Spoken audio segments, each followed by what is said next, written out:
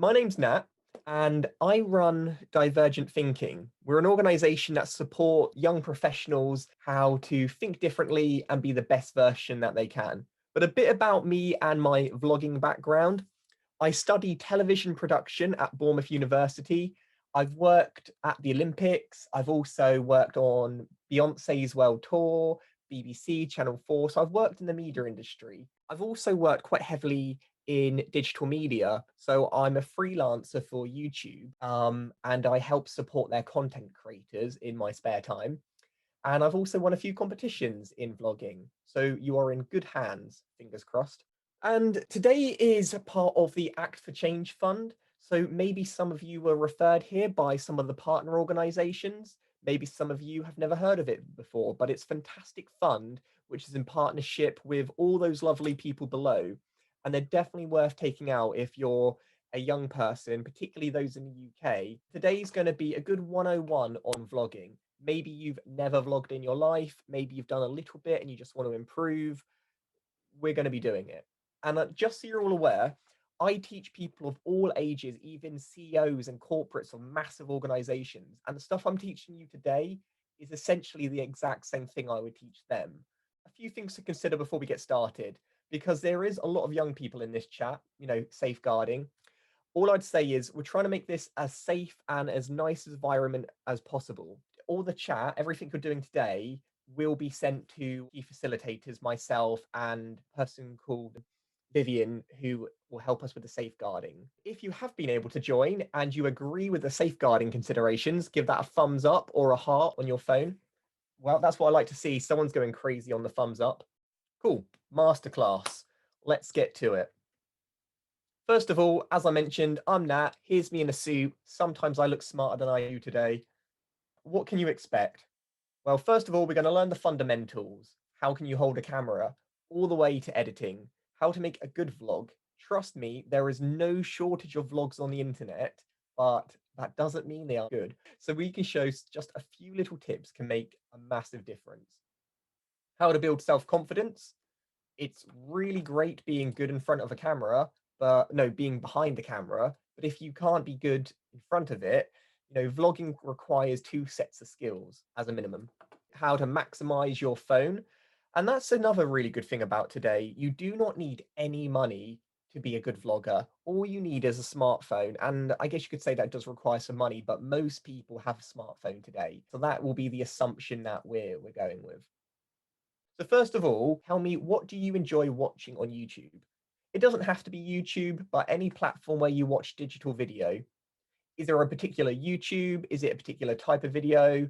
Maybe it's pranks, maybe it's cooking videos, maybe it's day in the life, travel vlog, anything like that. So Jenny says she likes how-to videos. Ankit also likes how-to, do it yourselves, commentary channels. I enjoy travel vlogs, gaming videos, nice.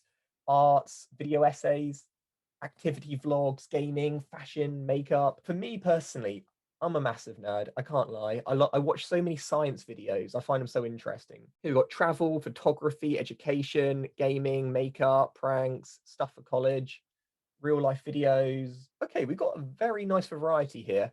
And that's the best thing. Believe it or not, YouTube is actually the second biggest search engine on the internet. Google's number one, but a lot of people don't consider YouTube as a search engine.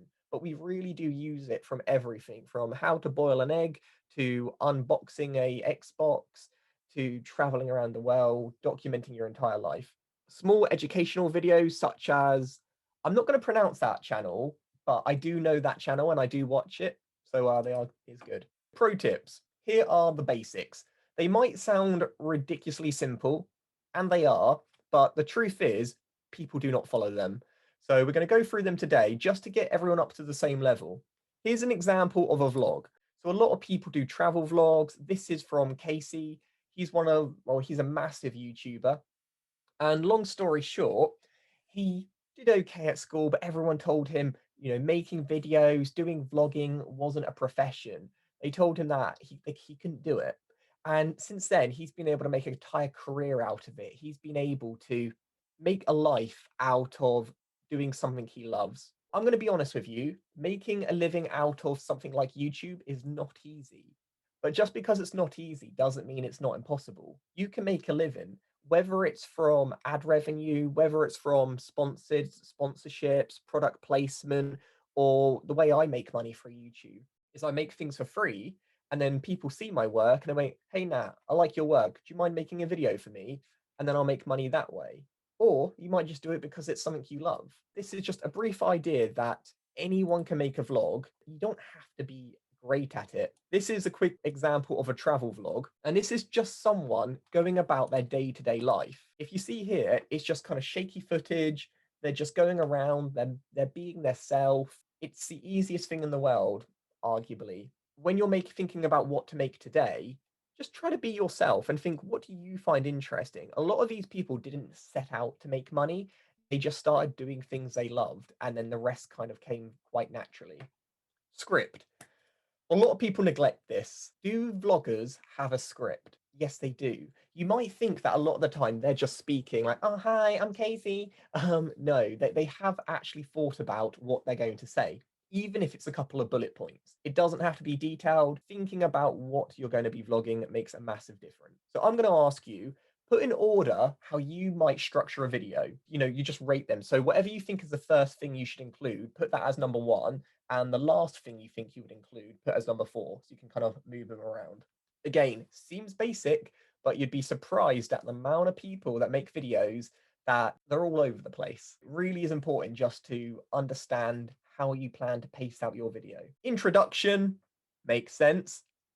Main action, nice. Conclusion, like and subscribe. It seems pretty obvious. And I want you to know, though I recommend doing it this way to begin with, because people on YouTube have come to expect a certain type of format, you can honestly do whatever you want. It's your artistic direction. But I like to think, say you're doing a travel vlog, yes, you could just go out your front door with a camera and start filming, but understanding, okay, why are you making a video? Who do you want to watch it? Is there anything you want people to do at the end of the video? These are all questions which only take a few minutes, but are definitely worth asking if you want to make something which makes sense. This is an example of a really well scripted video. They don't all have to be super scripted, but they also can be. So essentially, this is a small kid in a business suit, and he's talking about the world of work. You might have seen it. It's really well scripted. I recommend, spending a bit of time on a script. But what I would say is how popular are you on YouTube at the moment? This video would have took a long time to make, but also a lot of people are going to view it.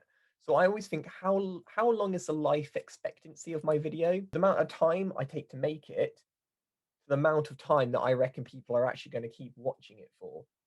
Like if you make an Instagram story, great, but in a 1 day's time, it will be forgotten about. So maybe you wouldn't want to spend weeks and weeks and weeks working on it. Where do you feel most confident? What areas of filmmaking do you feel confident with at the moment? And I will put more emphasis on areas which we feel less confident on today. Writing the script, so you say, okay, I never write scripts, or it's my favorite part. So on this, you just do a little slider. Interestingly, so I would say a lot of you are still quite early on in your journeys. Being on camera is the bit that most of you dread. And to be honest, that's kind of normal. Being on camera is scary. So for all of you that are on camera today, good on you. I used to feel really anxious being on camera, but I recorded myself every single day for 3.5 years just to build up my confidence. But you know what? I didn't post it to anyone. I just did it for me. And maybe that's a little bit extreme, but you do not have to share it. Sometimes just getting used to speaking or being in front of a camera can be really good practice. Most of you are the most confident when it comes to recording the video. That is probably how most of us get started. But if you want to be a YouTuber or any type of vlogger, typically you write the scripts, you film the film, you edit it, you do everything. Or at least you do at the beginning. So now presenting on camera. Passion and emotion. You need to be genuinely over the top. And you might notice a lot of YouTubers are like, wow, they're like really high energy. That is not how they are in real life. I used to always say there's an expression that the camera adds 10 pounds, meaning that you look a bit bigger if you're on camera. That's not necessarily true. But what is true is that the camera does make you duller. Normally, this is how I normally sound. And to be honest, it's fine when I'm talking with my friends, but it's not interesting. So you have, if you're like a 5 in terms of enthusiasm, you're going to have to bump it up to an 8. Otherwise, it will not be that engaging on camera. Now, I'm not saying you have to be like really cringy, but even if you're going for a kind of like a grumpy angle, you've got to be even grumpier. If you're going for funny, be even funnier. So whatever emotion you want to portray, try and like amp it up a little bit because it will kind of get lost while filming. You'll notice I use a lot of GIFs today. I'm a sucker for them. And then there's delivery. So delivery is quite similar, but delivery is not just about your energy, but how you say it, the way you say it. I might speak really slowly to prove a point, or I might talk really fast to prove I'm really passionate. I might go really high and really low. So having a good variation of sound is also a really good way to keep your audience engaged. Recording. Now, this is the interesting bit that a lot of you came here today. Recording a video, is it easy? Well, it's easy to do, but it's hard to master. And if you're able to master these simple things today, you'll have a really good foundation to improve your videos. I guarantee if you follow these tips, the production it will look 100 times better than it did previously. Here's my first question to my lovely audience. When you're recording, how do you hold your phone? This way or this way? Vertical or, I mean, horizon? That's wrong, isn't it? That's wrong. So it's not called horizon. But yeah, horizon is a line. So forget that. But anyway, do you hold it long ways or tall ways? We'll go with that. I'm always getting the words confused continuously. And I noticed a lot of you said vertically. Does anyone feel brave enough to unmute themselves to say why they would film vertically? I mean, Yes. personally, I'd say to do it like vertically or horizontal based on how it's going to be seen by who's watching it. Like if you're doing a story or something, then it's going to be seen like horizontal, but vertical if it's on YouTube or something like that. Nice. Well, thank you. And well done for talking. That's actually the perfect advice. So I would say the best thing to do is to film long ways most of the time. Why? Because it looks the most professional. It can be used on the most platforms. You can get more into the shot. But as you rightly said, it depends on the platform you're using. So if you want to be like an Instagrammer and do like stories, then you want to film in portrait mode. It makes the most sense. So ultimately, film for whatever platform you intend to show it on. But if you're kind of not that bothered and you plan to share it to as many platforms as possible, I would go with turning your phone sideways because personally, I think it looks nicer and also you can fit more into the shot. But just understand your platform. Filming a portrait on YouTube looks really ugly. And I always think you can tell if someone's a professional or not by how they hold the camera. Okay, focus. Focus is something which a lot of people never think about when it comes to filming on their mobile. I don't know if does anyone here have like a DSLR camera, the one with like the lenses and you can like try them on. Yeah. Oh, so see, I'm guessing Emily does. Nice. Now, yeah, those cameras are amazing, but they're also, expensive. And to be honest with you, when people ask me, "Hey Nat, what's the best camera I could buy?" The truth is, the best camera you can buy is the camera that you have on you. Because let's face it, when you're out and about, you never have your nice big camera on you whenever you need it. So it's much better to become really proficient on on something that you can carry with you. So what is focus? Very good question. I want you to tell me. Because let's face it, a lot of us might know what focus is, but can we describe it? So how would you describe focus? And again, feel free to unmute yourself if you want to say it or type it, whatever works for you. I guess my description of focus is the ability to be able to use a device to be able to get a clearer image, whether that and obviously the clearer images being in 1080p, 4K, 8K as we're going up in terms of in the new generation. But I just to summarize, focus is the ability to be able to get the clarity and be able to make a clearer image. Nice. That is a really, really good answer. And I think you mentioned on a few things there. So first of all, resolution. So that is essentially how big or how many little pixels there is. And most most phones film in 1080p, which is a lot. So you do not have to worry. Most phones are really good quality when it comes to filming with the image. But when we talk about focus, you're right. It's about clarity of image, the most important thing, blur, making a clear image, put in perspective, better. Okay, yeah, all of that's right. Essentially, a lot of the time, it might be blurry, your picture, and your phone thinks it knows what is clear, what is important and what it isn't. So with autofocus, it might look at my face and like make me like really clear, but it might make the background not as important. But unfortunately, sometimes phones aren't as smart as they like to think. So it might make my face blurry and the background clear. Have you ever had it where the phone goes like and like goes in and out and it can take a while. So what I always recommend, and let me just check it's not on that. Oh yeah, no, it's this slide. If you get your phone and if you go on to video mode and say you like point it at me or yourself, if you hold your finger down for a few seconds, it will say AE/AF lock on an iPhone, and on an Android, it will just do a circle or a square. It really takes a few seconds, like you see on this little GIF here. But all it does is tell your phone, hey, I know you like focusing on your own, but this is what I want you to concentrate on. There is nothing worse than filming something like an interview, or maybe you're filming some extreme sports and you didn't get the shot you wanted because it was out of focus or blurry. And that can be avoided by just holding down for a second and it will tell the phone that's what's important to you. So, yeah, great answers, everyone. And I'm genuinely not lying. Your answers are far better than a lot of the like corporate business people I teach. So, good on you. Lighting. Lighting is very, very important. And with that, what do you think is the best type of lighting? So you get a choice. What if you could either have the sun or indoor lighting, what one would you have? At the moment, I am using indoor lighting, look, and I can also make it like really bright.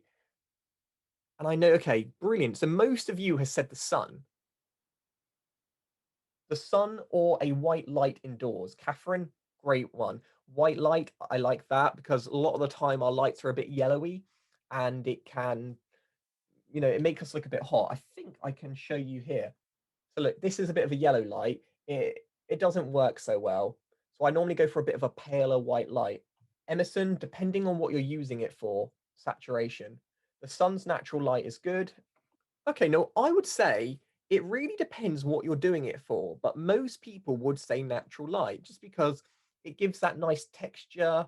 It covers all of you and also it's free. But what would you say is the best time of the day to film? Like, is there like the best time when the sun is at its optimal sunniness to make you look amazing? England's unpredictable, very true. Let's say normally morning to midday, Emily says midday, 12. Now, here's a little thing. Most people think it's midday. Most people think it's 12. And why? Well, it seems to make sense because the sun's bright and it's the brightest. But actually, I would say midday is not a good time because that's when it's really bright in other countries that aren't the UK and you get a lot of shadows on your face and you look scary. So the best time I'd say is the golden hour when some of you got it right, like when the sun is just rising and it's like kind of that angle and it hits you from the side, you're going to look the best you can possibly look. Now, let's be real, we're not always lucky to have the sun. Some of you might live in the UK where it's never sunny. Or some of you might have jobs or school or life and you can't film in the day and you only have the evenings. That's when you might want to get lights. And you really do not have to spend a lot of money. I've got, let me see if I can quickly show you. So this was a little light I got just from the charity shop. It only cost me like a few pounds. and it's good enough for helping me with lighting. So you really do not need expensive lights, but try to make sure they're white lights rather than like yellowy, because it just looks better. You can get white lights on the TV on YouTube. Yes, that's a really good point. Sometimes on your computer, you could just set the background to white and have your mobile phone in front of the screen. So there's lots of ways you can kind of get smart about it. You can search white backgrounds. You know what, Emerson? That's a really good tip. I never thought of mentioning that to people before. I'm definitely going to do that. Okay, I think we've already asked this, so I beat you to it. But the best time to film, ultimately, it comes down to two things. What is the look that you want to get? And also, what what time do you actually have free in the day? A lot of people use TVs for backdrops with lighting. Yeah, so what really interestingly, people used to have a lot of green screens, right? Like this. But what more companies are doing are just getting massive, massive TVs. I think if any of you have watched The Mandalorian on Disney Plus, they film a lot of that in front of a massive TV, not a green screen, which is really interesting. Obviously, none of us probably have that budget, but we can do a similar thing, particularly if you're filming just your face and you have like a big widescreen. This is one of the most common things I see that people do wrong when filming. This image has come out terrible. Can you say why it came out bad? What could this person done to have got a better image? Yeah, it's definitely bad lighting, but more so, why? Why is it bad lighting? Okay, Catherine says he stood facing away from the light. Jenny, sun is behind. Got bad lighting, the window, they're standing in front, don't face away, at the back. Yep, yep, yep. Okay, light needs to be side at the front. You're all completely right. So the key mistake this person made was having their subject, the person, in front of a window. And that's because the light is coming through the window and hitting the back of his head. And the way that cameras work is that there's a sensor in your camera or your phone, and it's always searching for the brightest thing. And if the brightest thing is the window, it's going to focus on that, and thus you're going to be silhouetted and dark. So, what you should always do is make sure that you have the window or light source in front of the face. A good way to remember is, say if you're filming like a selfie view, if you place your phone against a window, you know that way you're going to get good lighting.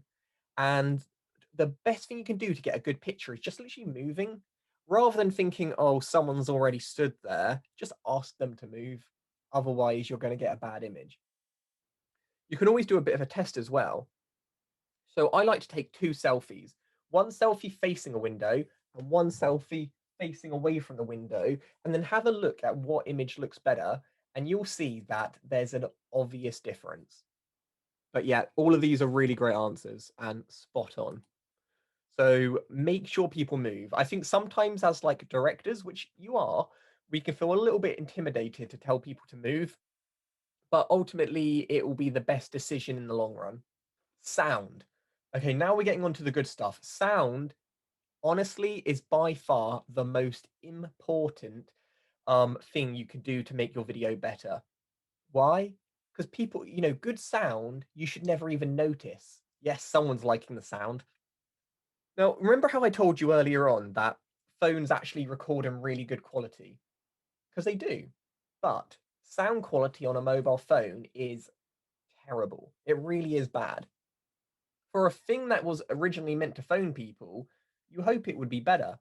It's not. So, what can we do? And this is where I want to ask you, what can we do to get better sound? So, first thing, go really quiet. And what can you hear in your environment? Like, okay, Catherine can hear white noise. Jenny can hear the PC humming. I can hear birds outside.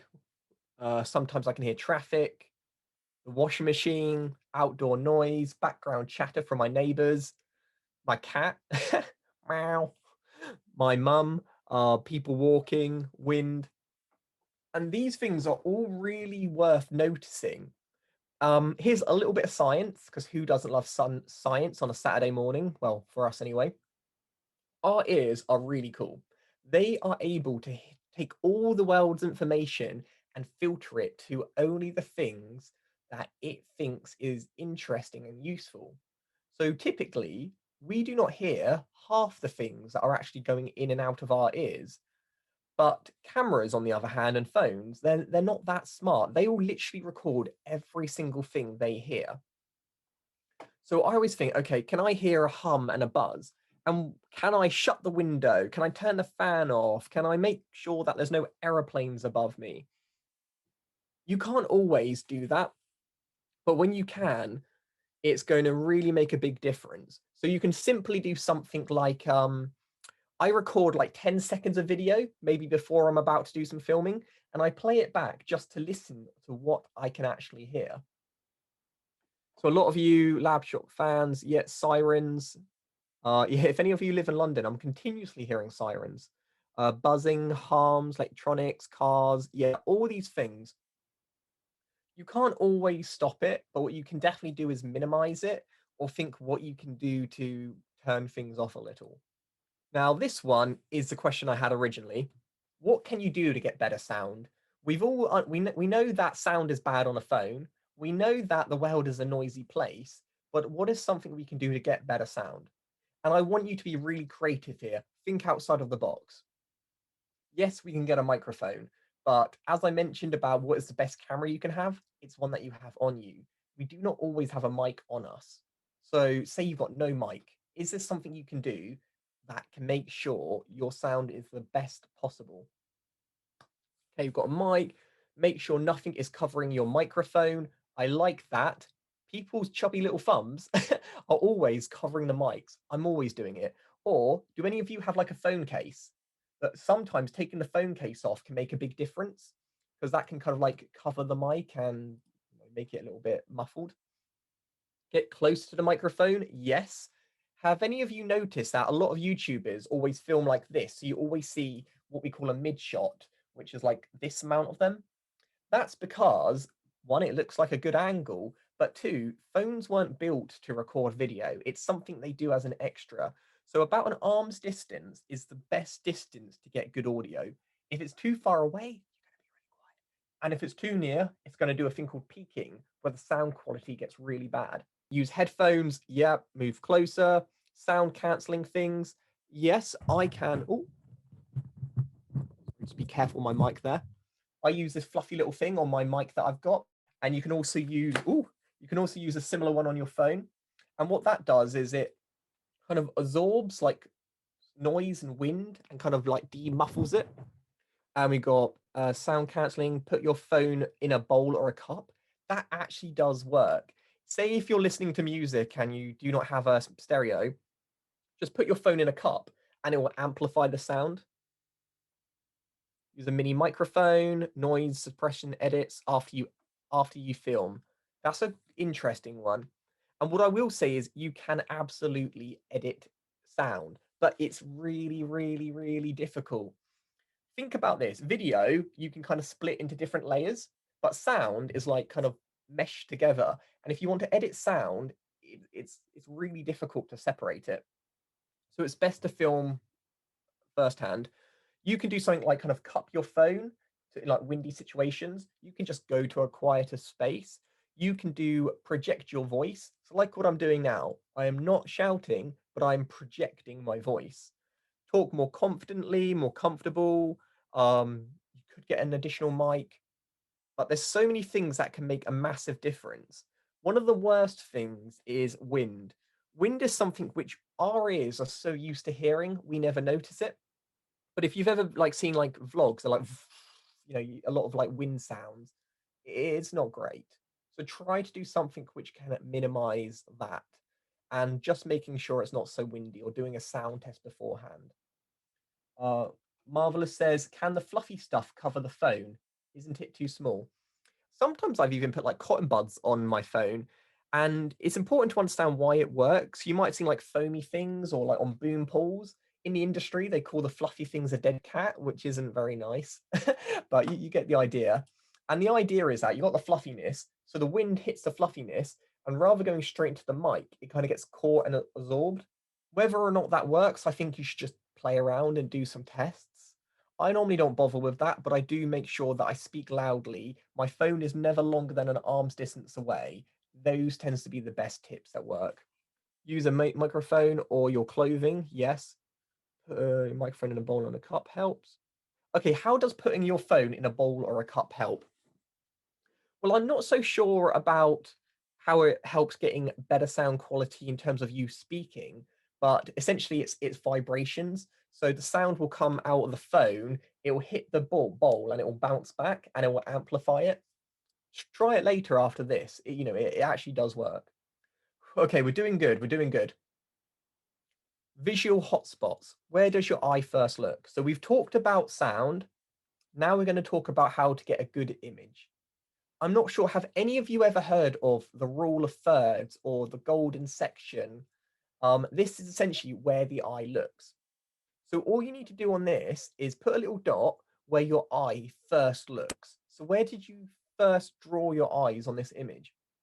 And then the second spot, and then on the negative spot. So something where there's no information. I know this is a bit more of a complex one, but I'll try and explain it while you're playing around with the app. So the rule of thirds is basically if you split the image into three, if you're slightly to the left or slightly to the right of the center, it's meant to look more aesthetically pleasing. The golden section is, again, you look at an image and you can draw images in it, and it's about composition and making the image look as nice as possible. And another thing is negative space. So you see here we've got all that whiteness, or there's just sky, and that can draw the eyes to the focus, which would be this woman. So I would say the woman is the main focus, the sign is the secondary focus, and the sky is something which makes it not too busy. A lot of people will normally just say, okay, stand in the middle and I'll record you in the middle. But by kind of moving someone to the side, pushing them back, having a mid-ground and background, you can make it a lot more interesting. So I can see a lot of you have kind of got this right. One, oh, nice. Yep, that's the main focus. The second one, yep, mostly that sign. And I would say the negative space would be this back area. So that's the only one that a lot of you may have got, not what I had in mind. Background. Background is super important. Why? The background is just a background, but it tells you so much information. Maybe my background today is just some lines. Why? Because it looks neat, professional, it's on brand, it's easy. But if I just had my bedroom, for example, you'd be okay, it's messy, looks unprofessional. I got a cat hanging around. It's very distracting. So I always think, can I do something to make my background less distracting? But if you want to go one step further, easy. If you're doing a video about football, make sure that you're at a football pitch or you're holding a football. If you're doing a video about the environment, make sure you're outside with the trees. You always want your background to reflect what you're talking about, make it relative. And for instance, if you're talking and you have someone else in the background, or you have a poster with some writing, people are going to be reading that poster rather than listening to you. So it takes away from it. Genuinely, background can be its own character, so really do pay attention about where you're filming. Do not think just about light or sound, but also think about what is actually behind the person if you're filming a person. On Zoom, obviously you're using Zoom, you can change your background if you want. Not all computers can do it, but I find it quite fun. And you can also make it a bit more related. If you aren't in a position though to have a background that's real, just have a white background. Genuinely, a white or a plain background is better than having a random background that doesn't add anything to the vlog. Wow, one of you is really going crazy on the heart button. It's awfully distracting, but I like it. Okay, filming top tips. These are the top tips, what I would say. Phone orientation. Ultimately, hold it however you like, but say if you're filming for YouTube or TV, film it the way that, like, long ways, landscape. Lighting. Lighting is great. Use a natural sun if you're able to. Try to avoid midday, particularly if you're in a hot country, or just get some basic lights. They really do not have to be expensive. A good filmmaker doesn't have to have a lot of money. They just have to use what they have effectively. Sound, speak clearly and about an arm's distance. I'd say that's the best advice for that. Framing, you want to make sure that someone, make the shot interesting. Try to think where you're going to put yourself or the person to make it more interesting for the person to watch. And background. What's in the background? Do you know what? I don't know who you are with the heart, but I will find you. um, so yeah, do that. Now for video editing. We know what we're going to film. You've written a script. You filmed it. You filmed it great. Now you're going to have to do some editing. Have any of you ever done any editing before? And if have, what have you used? So maybe you've used Premiere Pro or Final Cut X or 10. Maybe use Classic Movie Maker or iMovie. Or maybe you've done like editing on your mobile phone. So like Adobe Rush, Power Director, like TikTok, or maybe you've never edited. Or if you've got any others, please put them in the chat. I'd love to know which other ones you use. Catherine has said she used Video Joiner. Ankit has used Video Movie Maker. Anusha, again, I'm so sorry about my pronunciations. I've edited pictures, but never videos. Too scary to try it. Premiere Pro, InShot. Okay, now let's get to the fun stuff. What editing software is the best? The truth is, there isn't a best one. The best editing software is the editor itself. A good editor can edit using almost anything. It's about creativity. Do not be scared. We've got Audacity. I use CapCut on my phone and Premiere Pro on my laptop. Just kind of get started. Like, I mainly use Final Cut X, okay? But when I use Premiere Pro, it takes me like, I don't know, maybe half an hour or so to remember how to use the keys. But once I remembered that, the techniques are exactly the same. I would say, editing seems scary, but just start trying it. I'm going to mention a few that you can get on your mobile phone today, because I genuinely think editing on your mobile phone is a real viable option. Yes, Final Cut and Premiere Pro are good, but they're expensive. Movie Maker and iMovie are good, but they're getting a bit out of date. On your phone, why it's good is that rather than filming something, uploading it to my computer, editing it, exporting it, uploading it, it takes time. I might record something like in the evening, and in the morning when I'm on my way to work, I'll edit it with my headphones on. And the second I get off the train, I upload it. So though a lot of people think that phone editing is an inferior way of making movies, it's actually better for making things fast, quick, and to the point. A vlog typically is a video which is short and you do quite often. And if that's the case, you really do not want to be spending days and days on it. You want to get like really fast. If any of you are into like mobile phone editing, this one here, which is Adobe Premiere Rush, is really good because you can edit on your phone and it uploads automatically to your computer on Premiere Pro. If, however, you've got an iPhone, I recommend filming on iMovie. It's free, it's really easy. And if you have £5 roughly to spend, I use Power Director, which is on Android and iPhone, I believe, or maybe definitely on Android, and really easy, really great. You can use it for free, but it has like a tiny watermark. But genuinely today, download one of these and just give it a try.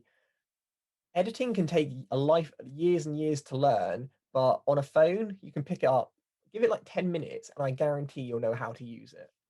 What are some of the types of videos you can make? You can make a day in a life, just you kind of going about your day.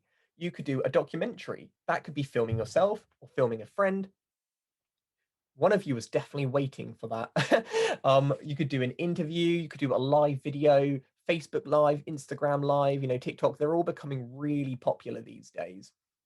Educational videos, you know, the internet is one of the best inventions ever. You can genuinely learn anything. And I like to, it's good to teach back in return. It's also a really good way of remembering. I know some of you said you're like doing GCSEs. If you can try and teach someone else, it will prove that you really know the subject. But these are just a few ideas. So now I would like to know your questions. Any questions about filming, any questions about vlogging, or anything as such that I might be able to help or answer today. And I'll do my best to answer as many as I can. If any of you want to unmute and talk, you're also very welcome. Where's the best way to store your videos? That's a good question. So videos tend to be like really large files, and most of us do not have much room on our phones. I use Google Drive because they give you like 15 gigabytes of free storage, but there's lots of other platforms that give you quite a lot of free storage. You can either buy a hard drive. Pros, it's private, so no one else is going to have access to it. They're getting a lot cheaper, but they still do cost money. Con, they can break. I've actually got um one here, and I broke it, and it's got all my films on, and I can no longer get to them. So I prefer to use online storage if I'm able to. To be a bit cheeky, sometimes I have like multiple accounts, so I can use free storage like again and again and again. But do know that if it's on the internet, then it does have the risk or the potential of being taken. It's unlikely, but it's definitely worth knowing that it's possible. Okay, how do you get over the fear of getting yourself out there? Okay, this one is very, is always used. The truth is, people care less about you than you think they do. We're all very kind of self-obsessed individuals, that's just mankind. And we always think that people are judging and watching, but you've always got to think, do they? They're too busy with their own lives. The other thing is kind of talk about something which you know better than anyone. So if you're talking about yourself or a personal opinion, you can't get it wrong, and you'll be a lot more confident talking about it. If I started talking about, say, the US election, I am not an expert in that, and I would get a bit nervous. But if I talked about my experience in my town or like a cause I care about, I'll get a lot better. The other thing I mentioned is you do not have to post yourself online. You can just start recording or start posting on platforms where your friends and families aren't on. And, if it's just other people, it doesn't matter. Most of us do not care about what other people think, but we do care about the ones that we love. Okay, are there any recommendations for step-by-step tutorials? Yes, there's loads of tutorials online, but the basic format of come up with an introduction, film yourself talking about 3 points, wrap it up with a conclusion, and then encourage people to like and subscribe is the like most basic template. But online, I would say you can go on YouTube and there's like a YouTube resource pack which can give lots of information about kind of getting started. How to keep motivated when you edit for hours and your blog and hours and nobody enjoys your videos. This is a really, really good one. I think you've got to ask yourself, why are you making the video? And if you're making it just for other people's approval, you're probably going to get disappointed early on.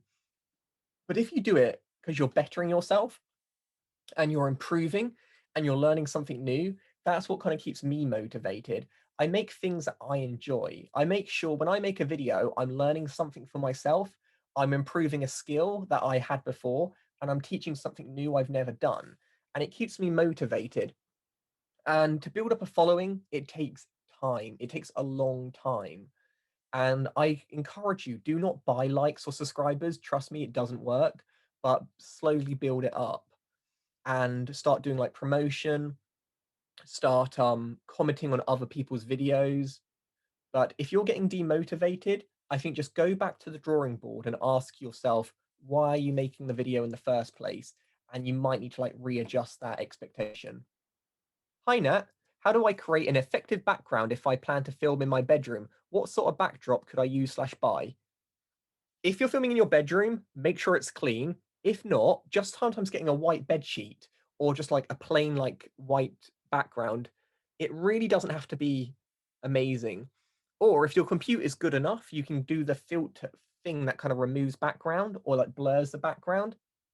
The key thing though is either make sure the background is related to what you're talking about, or it does not distract from what you're talking about. So a plain background isn't going to distract.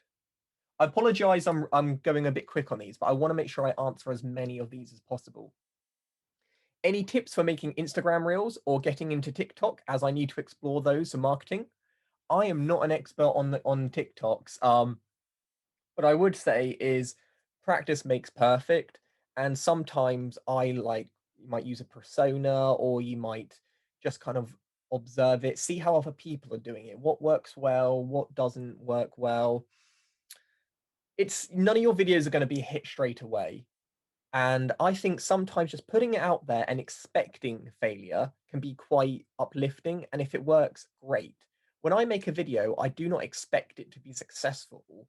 And if it is successful, I'm pleasantly surprised. But practice makes perfect, tends to be the best one. I'd spread the word, you're out there. That is community building. So join different groups like Facebook groups, different Instagram pages, the hashtags, but the best thing you can do is make videos on subjects that are super relative. Sorry, my language. Super um, up to date. So maybe something's happening in the world, and if you're one of the first people to make the video, your video will actually be seen because no one else would have made the same content, and then they'll start seeing your other content. What else? If you make a content which is really niche, so let's say you make a video about Harry Potter, no one's going to watch it because there's thousands and thousands and thousands of videos on Harry Potter. But if you made a video on what is the gender representation of Hermione Granger and how does that reflect you as, a young person in that culture? I know that's a bit ridiculous, but because you made a subject so small, a lot of people aren't going to watch it, but the people who do watch it will watch it because they can't find that content anywhere else. So sometimes finding a subject which is a lot smaller in focus is better than doing one which you think everyone will watch. Imagine you make a video about football at the moment. It's just going to get lost in the platforms because there's just no one's going to find it. So that's kind of one thing that I tend to do. How did you get yourself first noticed? I only spoke about things I was passionate about. So I did videos on like disability and empowerment, and I did it for myself to get confident. So I didn't go looking for fame. I did it because it was something I was passionate about, and I also used it as a bit of like therapy, like dear diary type of thing. Any tips for making Instagram reels? Okay, no, we've done that one. Have you worked with influencers before? If so, what advice do you give to them or would you give to them? Yes, I do. And I think with influencers, with great power comes great responsibility. It's not easy. You have more influence and impact than you think. The other thing I would say is whatever you post is on there for life. Sometimes, we can get that adrenaline buzz and we'll just keep going further and further. Actually, reel it back and know that you're a real person and this content which you make will be online forever. Is this really the way that you want to be showing yourself? And the shock factor works in the short term. In the long term, quality content is definitely the way forward. How long should an introduction be? I would say if you're getting good vlogging, about 3 to 4 minutes is the best length for a YouTube video. 10 minutes is if you're making money through ads. If you're just starting off, keep it to a minute. An introduction only has to be a few seconds. We've all seen YouTube videos where the introductions are so long and so boring. Oh, wow. Well, okay, guys, there's more questions than I can answer at the moment. How to spread the word. But what I will do, actually, there's only a few more. Let me just answer these and then I'll wrap up. Have you worked with influencers? Yeah, we've done that one. Is it better to keep the duration of the video short because of the possible low attention slash focus from the audience? Absolutely. Shorter is better. People's attention spans are terrible these days. So keep it short and make it engaging, and you'll do far better. As you get better, then you can start making your videos longer because people will know the quality and they'll really like buy into that. Wow, that was a lot of questions and really interesting. So we're at the end now, but there's a few other things I just want to let you know about to help you stay engaged. Next week on the 14th, I'm holding a master class on filmmaking, and it's how to tell your story on camera.